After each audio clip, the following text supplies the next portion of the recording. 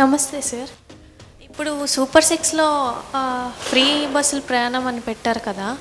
తెలంగాణలో ఇది అమలు చేశారు, ఆంధ్రప్రదేశ్లో కూడా అమలు చేస్తా అని చెప్పారు.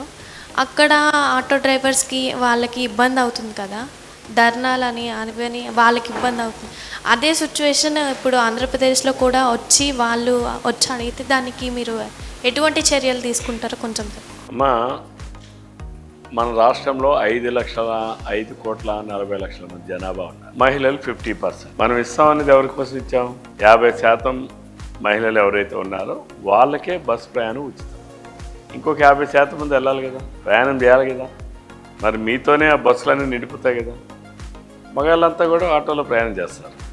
కాబట్టి ఆటో వాడికి ఎక్కడ బిజినెస్ పోతుంది? ఇప్పుడు ఒక ఊర్లో ఒకరి జీవనోపాధి కోసం ఒక పాన్ డబ్బా పెట్టుకుని వ్యాపారం చేస్తుంటాడు.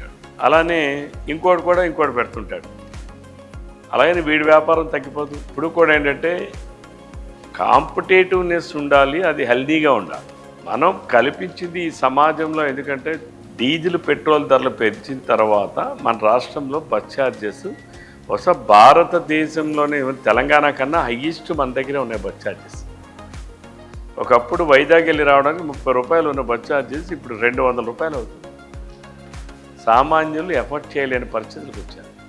అందుకనే కంపల్సరిగా బస్సు ప్రయాణం అనేది మహిళలకి ఉచితం చేసాం. ఇంకా 50% పాపులేషన్ ఉన్నారు కదా.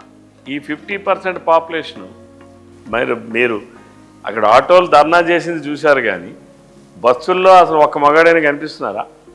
లేదు కదా. మరి మగాళ్ళంతా ఎందులో వెళ్ళాలి? వెళ్తే నడిచైనా వెళ్ళాలి, లేదా ఆటో అయినా ఎక్కాలి. కాబట్టి ఆటోలన్నీ మగవాళ్ళు ఉంటారు ఈసారి, బస్సులన్నీ కూడా ఆడవాళ్ళు ఉంటారు. ఏమ్మా?